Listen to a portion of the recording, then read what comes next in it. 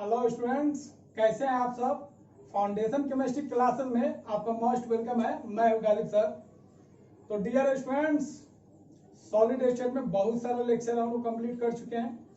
तो आज हम लोग बहुत ही इंपोर्टेंट टॉपिक सीखने जा रहे हैं, क्लोज पैकिंग स्ट्रक्चर। स्फीयर का, एटम्स का हम लोग कैसे अरेंज करते हैं 3 डायमेंशनली, ये सब चीज सीखने जा रहे हैं। और आपको बहुत पहले बता चुके हैं, हर एक टॉपिक बेस्ड नीट और एम्स का प्रीवियस ईयर क्वेश्चन और उस बेस्ड पे जितना भी क्वेश्चन बनता है वो सारे क्वेश्चन को मिलाकर हर एक टॉपिक वाइज हम पीडीएफ फॉर्मेट में डिस्क्रिप्शन बॉक्स में डाल दिए हैं। वहां से आप डाउनलोड कीजिए, उस क्वेश्चन को बनाइए और जो भी डाउट्स है उसको आप हमसे पूछिए और मैं पूरा डाउट्स आपका जो भी होगा उसको मैं क्लियर करूंगा। तो स्टार्ट करते हैं हम लोग आज का lecture, close packing in crystal. तो आज हम लोग सीखेंगे क्रिस्टल में हम लोग क्लोज पैकिंग कैसे करते हैं, मतलब एटम्स को हम कैसे अरेंज करेंगे ताकि वो उसका जो अरेंजमेंट है वो क्लोज हो जाए, एक दूसरे से क्या हो जाए, नजदीक हो जाए। तो क्लोज पैकिंग का मतलब क्या होता है पहले उसको हम लोग समझ लेते हैं। तो इसका मतलब होता है when constituent particles are arranged in such a way that they occupy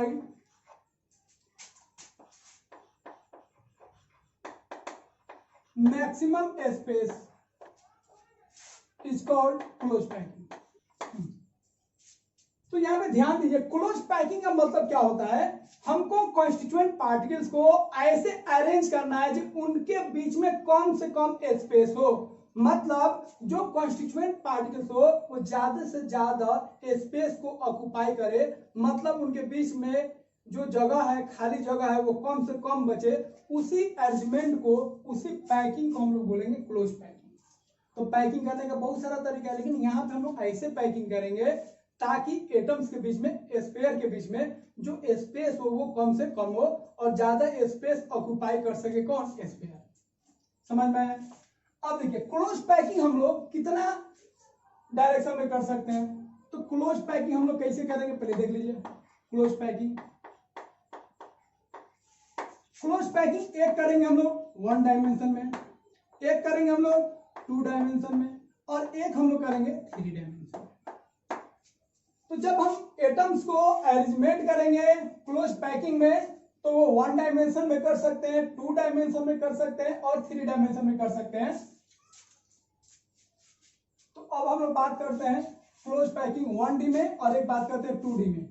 अब क्लोज पैकिंग इन क्रिस्टल पहले हम लोग बात करेंगे 1D में, फिर हम लोग देखेंगे 2D में। Close packing in 1D 1 dimension में और एक देखेंगे हम लोग क्लोज पैकिंग इन 2 डायमेंशन। तो क्लोज पैकिंग इन 1D क्या है भाई? तो जब हम स्फीयर को, एटम्स को जब एक सिंगल रो में हम लोग अरेंज करेंगे तो इस अरेंजमेंट को, इस पैकिंग को हम लोग बोलेंगे क्लोज पैकिंग इन 1 डायमेंशन। यहाँ पे पैकिंग देखो एकदम क्लोज की है, एकदम एटम्स को, स्फीयर को एक दूसरे में टच करा दीजिए। तो ये जो अरेंजमेंट है, ये जो पैकिंग हम किए हैं 1 डायमेंशन में किए हैं और एक दूसरे के टच में है और 2 एटम्स या 2 स्फीयर के बीच में मिनिमम स्पेस हम किए हैं, इसीलिए इसको हम लोग बोलेंगे क्लोज पैकिंग है। इन कितना डायमेंशन में? 1 डायमेंशन। तो इसको लिख सकते हैं when spheres are arranged in a row. Clear है? जब हम स्फीयर को एक रो में अरेंज करेंगे तो वो जो अरेंजमेंट होगा, वो जो पैकिंग होगा, उसको हम क्या बोलेंगे? Close packing in 1 dimension. अच्छा, अब हम लोग बात कर लेते हैं कोऑर्डिनेशन नंबर। तो कोऑर्डिनेशन नंबर का मतलब क्या होता है? Surrounding atoms. तो कोई एक एटम्स ले लीजिए, ठीक है? तो बीच वाला कोई एटम्स ले लीजिए। सर बहुत सारे एटम्स होगा, इतना ही नहीं होगा, इधर भी एटम्स होगा, इधर भी एटम्स होगा।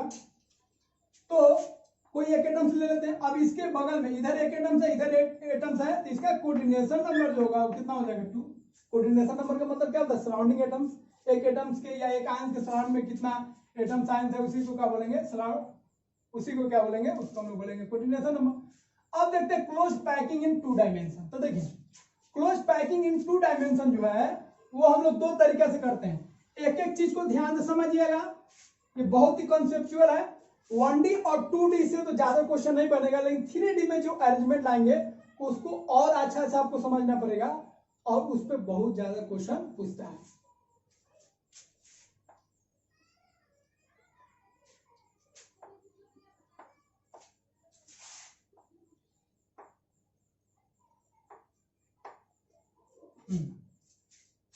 तो समझिए,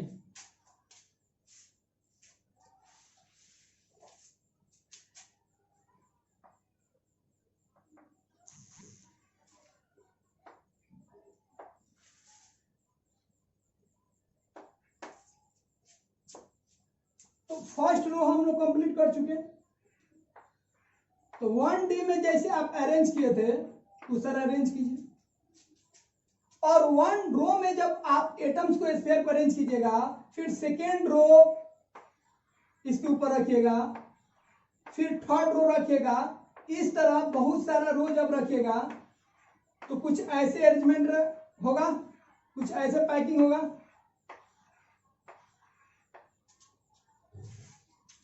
तो आपको ध्यान रखना है, जब हम एक रो के ऊपर एक रो रखेंगे, ऐसे रखेंगे जब फर्स्ट रो के जस्ट ऊपर सेकेंड रो, दोनों का जो जितना भी रो रखे सबका सेंटर एकदम एक दूसरे के सामने हो। तो इस पैकिंग को हम लोग बोलेंगे, इस पैकिंग को हम लोग बोलेंगे स्क्वायर क्लोज पैकिंग। क्या square close packing in 2D, square close packing in कितना डी में होगा, 2D में। क्लियर? अच्छा, इसको स्क्वायर क्यों बोल रहे हैं? तो यहां पे ध्यान दीजिए, सेंटर को जब मिलाइएगा तो कुछ ऐसा बनेगा, और ये क्या है, स्क्वायर है, इसीलिए इसका नाम बोलेंगे स्क्वायर क्लोज पैकिंग। ठीक है? तो स्क्वायर क्लोज पैकिंग में हम लोग लिख सकते हैं when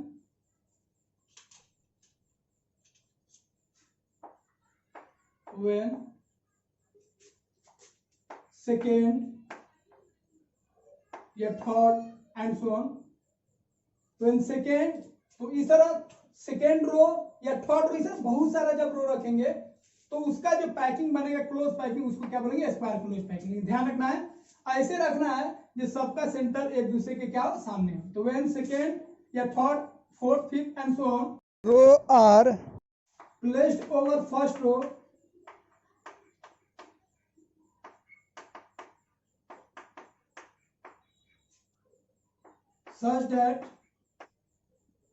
such that it lie on first row space।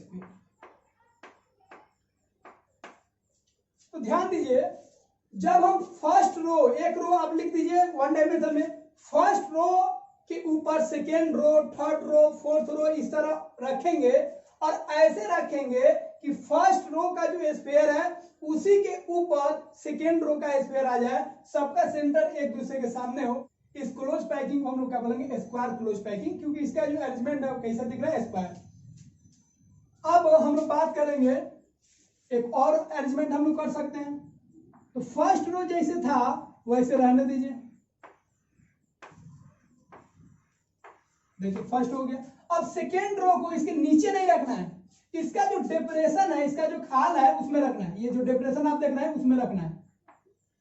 तो जब सेकेंड रो को, थर्ड रो को डिप्रेशन में रखेंगे, इसे डिप्रेशन में रखेंगे, देख रहे हैं कितना शानदार बन गया। तो जब हम फर्स्ट रो के डिप्रेशन में सेकेंड रो को रखेंगे, सेकेंड रो के डिप्रेशन में थर्ड रो को रखेंगे, तो इस तरह जो क्लोज पैकिंग होगा उसको हम लोग बोलेंगे हेक्सागोनल क्लोज पैकिंग। क्यों बोलेंगे? तो यहां पे अगर आप ध्यान से देखिएगा तो यहां पे जो स्ट्रक्चर बनेगा वो हेक्सागोनल बनेगा। जैसे इस सब का सेंटर को मिलाइए आप,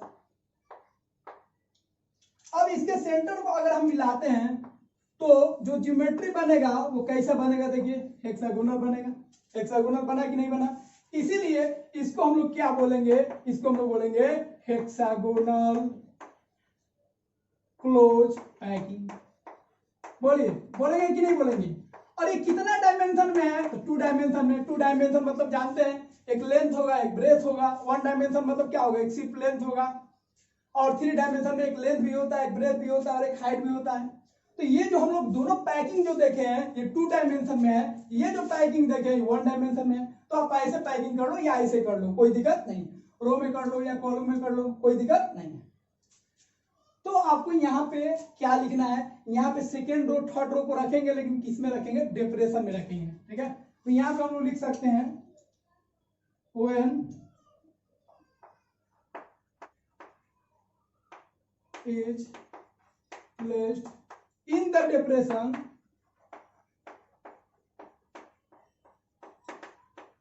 of first row।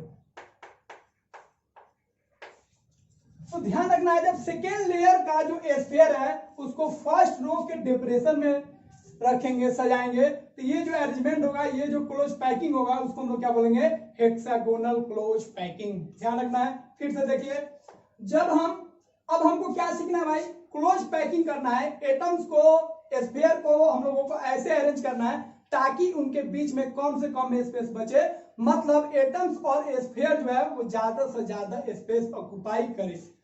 तो पैकिंग जो होगा हम लोग 3 डायमेंशन में भी कर सकते हैं, 2 डायमेंशन में भी कर सकते हैं, 1 डायमेंशन में भी कर सकते हैं। जब पार्टिकल्स को 1 डायमेंशन में हम अरेंज करेंगे तो कुछ तरीका ऐसे होगा, ऐसे हम लोग अरेंज कर देंगे, एक रो में अरेंज करेंगे। अब इस तरह रो में अरेंज करेंगे तो सबको एक दूसरे को टच करा देंगे। तो इस तरह अरेंजमेंट को हम लोग क्या बोलेंगे? Close packing 1 dimension. अब कोऑर्डिनेशन नंबर 1 एटम्स कितना एटम्स को टच करा है, एक एटम्स के सराउंडिंग कितना एटम्स है? 2। तो कोऑर्डिनेशन नंबर हो जाएगा 2। अब क्लोज पैकिंग इन 2D में जब हम क्लोज पैकिंग करेंगे उसका 2 तरीका है। एक तरीका है, फर्स्ट रो आप लिख लीजिए, फर्स्ट रो के एकदम नीचे सेकेंड रो, उसी के नीचे थर्ड रो, इस तरह बहुत सारा रो आप बनाइएगा। और ऐसे आपको बनाना है जिस सबका सेंटर क्या हो? सामने हो।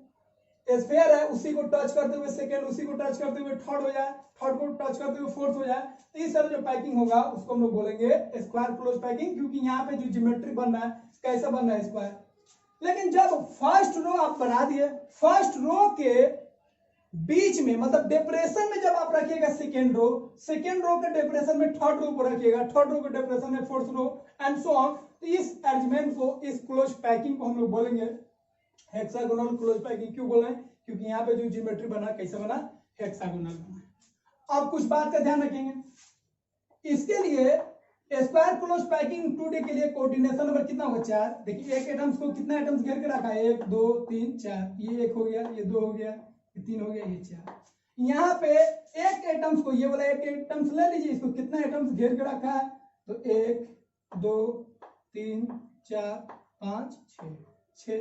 इसका कोऑर्डिनेशन नंबर कितना हो जाएगा? 6। इसका कोऑर्डिनेशन नंबर हो जाएगा 6।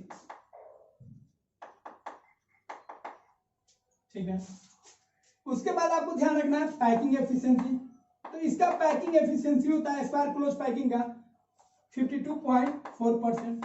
इसमें पैकिंग एफिशिएंसी हो जाएगा 60.4%, 60.4% इसका पैकिंग एफिशिएंसी हो जाएगा। तो इस तरह आपका क्लियर हो गया। तो close packing in 1D, close packing in 2D। तो यहाँ पे देखिए, यहाँ पे तो रो है, ये आपका क्या है? रो है। लेकिन यहाँ पे आप ध्यान रखिएगा, यहाँ पे क्या है? लेयर है। तो ये आपका दोनों जो होगा किसमें होगा? लेयर में होगा। तो ये अरेंजमेंट जो होगा किसमें हुआ है? लेयर में। अरेंजमेंट इन लेयर, ये एक लेयर बन गया। ठीक है। और लेयर मतलब क्या होता है? 2 डायमेंशन। तो एक लेयर हमारा तैयार हो गया। अब हम लोग जब इसमें कुछ और लेयर इसके ऊपर रखेंगे तो 3 डायमेंशनल स्ट्रक्चर बनेगा और उसको कुछ हम लोग स्पेशल नाम देंगे। तो चलिए इसको आप कॉपी कीजिए, फिर हम लोग आगे बढ़ते हैं।